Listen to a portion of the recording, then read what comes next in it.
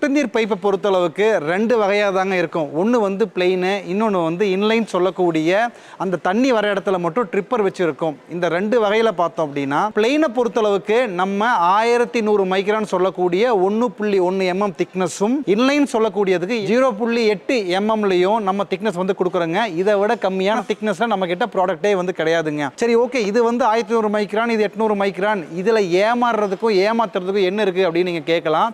இங்கே தான் ரொம்ப ஒரு முக்கியமான விஷயம். ஒரு 1100 மைக்ரான் அவங்க சொல்லலாம், ஆனால் அவங்க பண்ணுறது பார்த்தீங்கன்னா 900 மைக்ரானோ 800 மைக்ரானோ கொடுக்கலாம். உங்களுக்கு அதை அளக்கிறது அப்படின்றது ரொம்ப ரொம்ப சிரமம். அது வந்து தெரியவே தெரியாது. அப்போ அது ரொம்ப ஈஸியாக நீங்கள் எப்படி கண்டுபிடிக்கலாம்னா வெயிட்டு. ஏன்னா 1100 மைக்ரானுக்கு 300 மீட்டருக்கான எடை வந்து மாறவே மாறாதுங்க. அது ஸ்டாண்டர்ட் தான். அதே மாதிரி தான் 800 மைக்ரான் 300 மீட்டரோ 500 மீட்டரோ எடை ஸ்டாண்டர்ட், அது மாறவே மாறாது. அதனால் நீங்கள் ஏமாறாமல் இருக்கணும்னா திக்னஸை கேட்கறத நிறுத்திட்டு எடை எவ்வளோன்னு கேட்டிங்க அப்படின்னா உங்களை யாராலையும் ஏமாற்ற முடியாது.